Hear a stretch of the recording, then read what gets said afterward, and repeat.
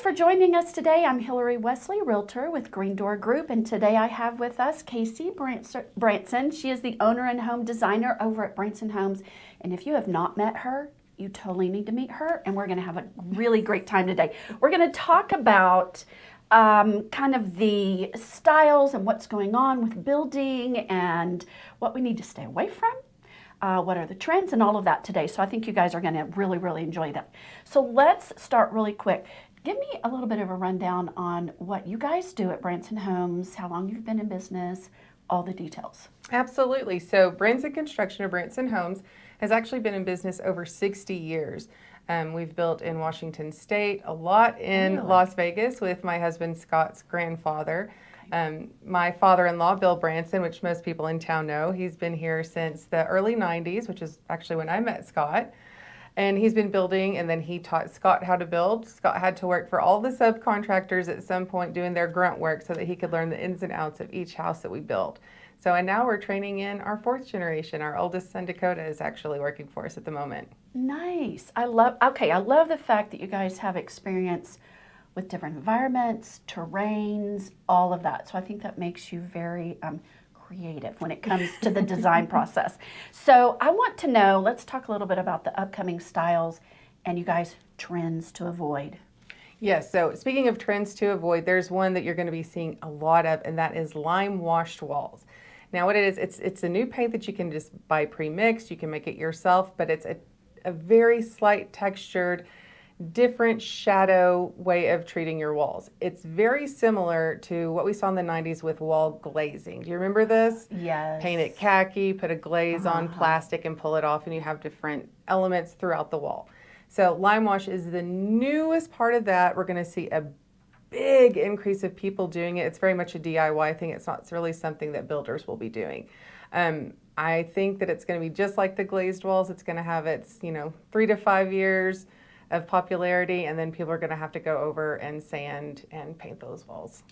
So you have to sand it to Depending on who does it and how well they are at the DIY. They have sometimes they have to be sanded if they're too heavily textured. Okay, so now is that kind of the same concept of what people are doing with their brick fireplaces and they're, painting them white or Not you know so what I'm much. saying? Yeah, painting brick is always a good option. Interior brick is really easy to paint because it's less upkeep. Or you have it outside, there's going to be a little more upkeep. But products are continuing with the trends and knowing that they have to withstand a little more outdoor forces, weather, things like that.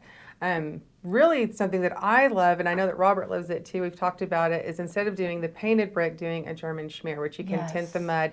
You have a really great texture with it. You can still see some of the brick exposed on some of it. Some of them you can't. So it's this really organic look, and you can color it in many different ways. It's really beautiful. I love that German schmear. I do too. It's beautiful. And I think it would be easier to keep it long term without having to redo. Absolutely. So something you see is when, I guess around the early 90s to early 2000s even, where people were doing the whitewash over their brick, the red brick especially with whitewash.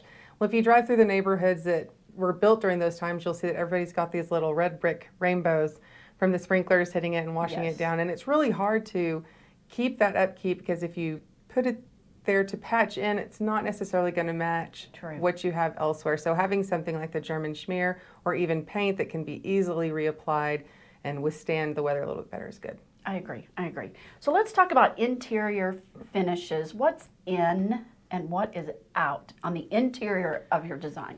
Okay, so I'll probably hurt some people's feelings, but the modern farmhouse has had its time. It's going away. Now there's always elements to it that are going to be great and classic. Any of the stained wood, antique pieces in your home, those are always beautiful. They'll always be classic, so keep those. But like the corrugated metal, it's right up there with the live, laugh, love, words on your wall kind of decor. Yeah, you know what I'm saying. Yeah, I do. We're definitely seeing a big trend coming away from gray, which as a designer, I'm very happy about this. We've done gray for about 10 years now, gray and white, different taupes, all of that, but it's still very cool and kind of sterile looking. Now, if you're doing super modern, absolutely do the gray, the white, the black, smooth lines, minimalist. That's still a great style, and those colors work for that style. But for the most people in Amarillo, we just live in our homes.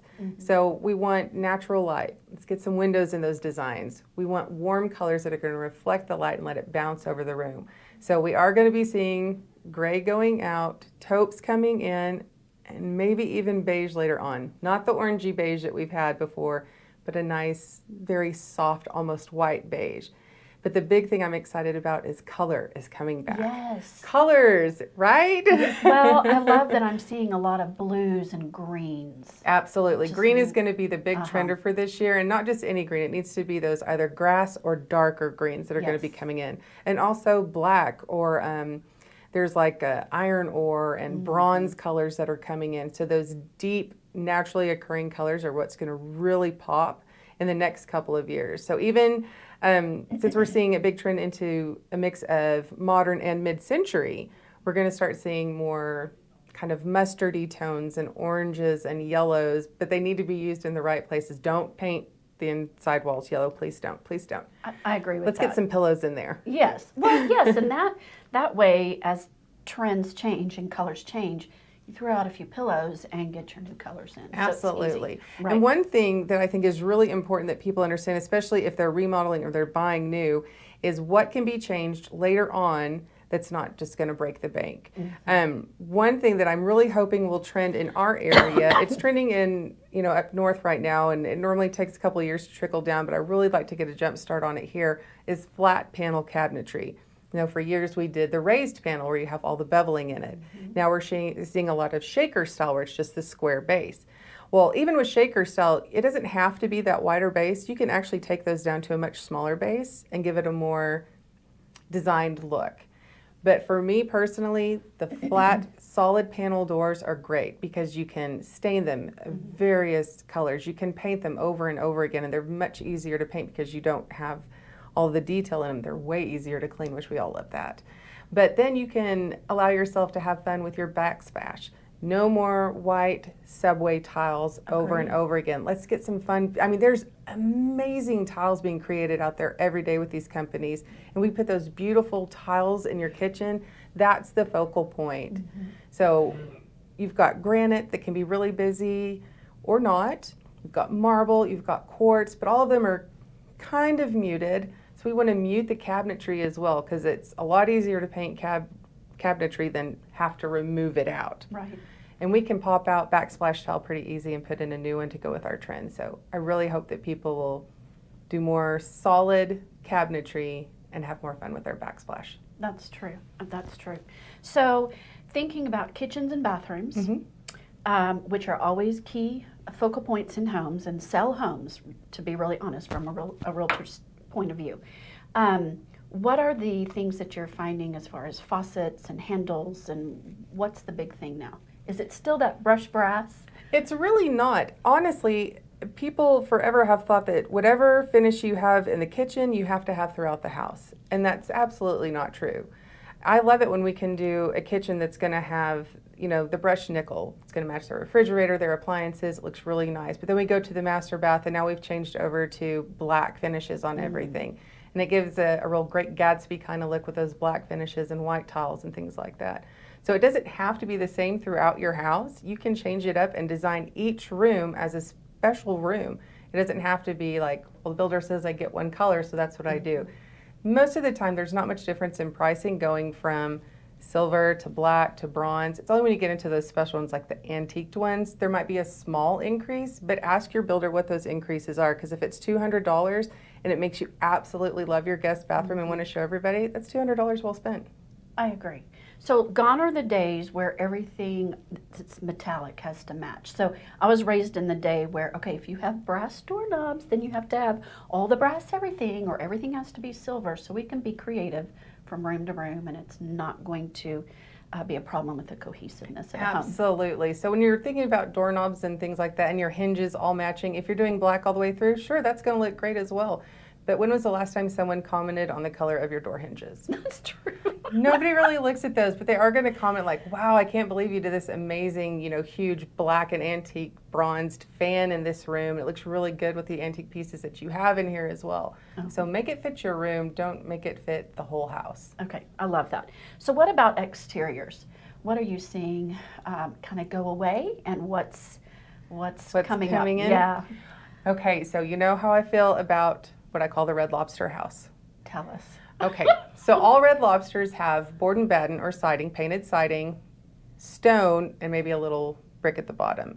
We've seen that a lot lately, just over and over and over again. But there's other ways that we can break up spaces so that you don't have just a flat feeling house. There's a lot of things we can do. If you love siding, go for it. I absolutely love siding.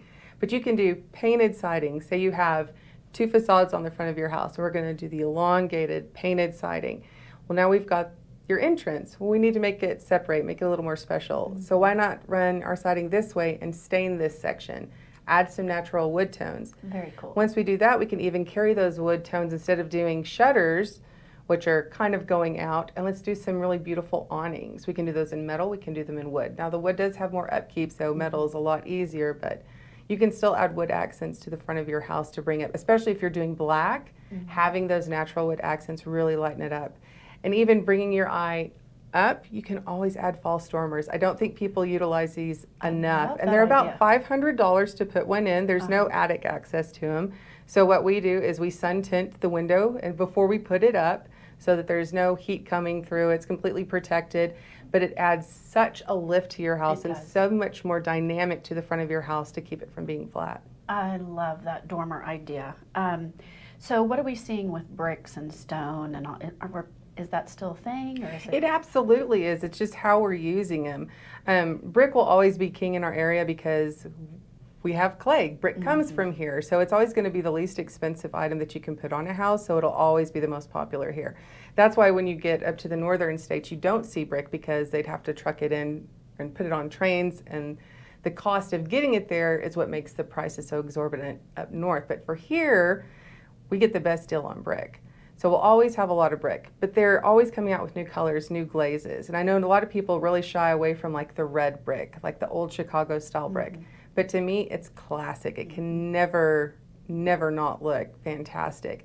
Now I wouldn't say put green next to it, but I mean, there's a classic look, red brick house, white trim. It's going to be beautiful no matter what you do. That's true. That's true. Okay, well, is there anything that you feel as a builder that really adds value to the home in the long run so that, I mean, we don't live in the house forever. Eventually it's going to sell. So what do you think are design elements that really add value? I think as a home designer, I don't just pick, the tile and the surfaces that go in there. I actually sit down with our clients and draw the house plan with them. So being that I'm a wife and I'm a mother of 3 very hungry teenage boys, I need a kitchen that's functional. So when I sit down with my clients, I make sure that when you're making spaghetti, that you can get the hot pot of boiling water over to the sink without having to walk around an island, trip over dogs, trip over kids. So maybe if you've got little kids, that's the time to do like a pot filler. That might be a really good thing to add. And people like pot fillers. And since we've got more fun backsplashes now, it just kind of it blends in with it. We also want to make sure that you have storage. We see so many people that are like, I have no place to put things. Well, think about the things that you want to store. Not only are you going to have your games, photo albums, any kind of stuff, the things that your parents passed down to you that you can't get rid of until they're gone. We know, we all have them.